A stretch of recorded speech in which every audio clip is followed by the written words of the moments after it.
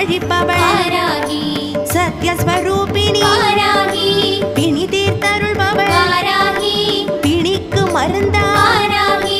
பூரணி காரணி புவி காக்க வந்த